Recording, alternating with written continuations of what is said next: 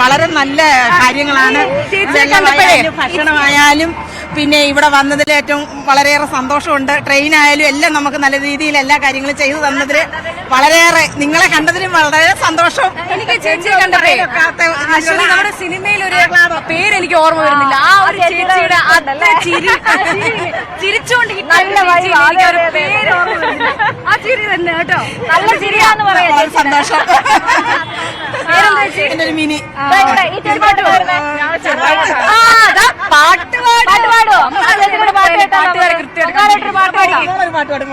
അമ്മ പാടണേ. ആ ഒരു പാട്ട് പാട്.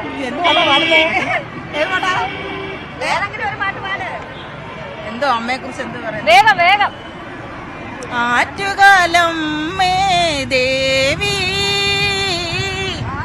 അഭയം തരേണേ പെറ്റമ്മേ, ആറ്റുകാലം മേ ദേവി.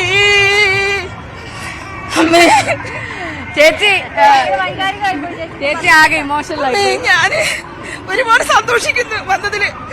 എനിക്ക് വന്നപ്പോ തന്നെ പെട്ടെന്നുള്ള വണ്ടികൾ കിട്ടുകയും പെട്ടെന്ന് അമ്മയടുത്ത് വരാൻ പറ്റി. അതിലെനിക്ക് എന്തോ പറയാൻ പറ്റാത്തത്ര സന്തോഷം. അതാണ്, സന്തോഷത്തിന്റെ കണ്ണുനീരാണ്, വേറെ ഒന്നും അല്ല. അപ്പൊ എന്തായാലും ചേച്ചി പൊങ്കാല ആശംസകൾ. പാട്ടൊക്കെ അടിപൊളി. നമുക്ക് നാളെയും കാണാം. ഓക്കെ, ശരി ശരി ശരി. ഓ പിന്നെ ന്യൂസ് 18 കേരളത്തിൽ കാണിച്ചുകൊണ്ടിരിക്കുക നിങ്ങളെ. ശരി. അപ്പൊ ഇവിടെ ആരോ ഒരു അമ്മ കുഞ്ഞുണ്ട്, പഴയൊരു കൂട്ടുകാരിയാണ്. അപ്പൊ ഞാൻ പറഞ്ഞില്ല, എപ്പോഴും ഞാൻ പറഞ്ഞില്ല, പൊങ്കാല സൗഹൃദങ്ങളുടെ കൂടിയാണ്. എന്റെ ഒരു സുഹൃത്താണ് അനിത. ഞങ്ങൾ 10ാം ക്ലാസ് വരെ ഒരുമിച്ച് പഠിച്ചയാൾ. അപ്പൊ എന്നോട് ഒരു അശ്വതി ഓർമ്മയുണ്ടോ എന്ന് ചോദിക്കുകയാണ്. അപ്പൊ എനിക്ക് മറക്കാൻ പറ്റുമോ? അതുപോലെയുള്ള അനുഭവങ്ങളല്ലേ നമ്മള്.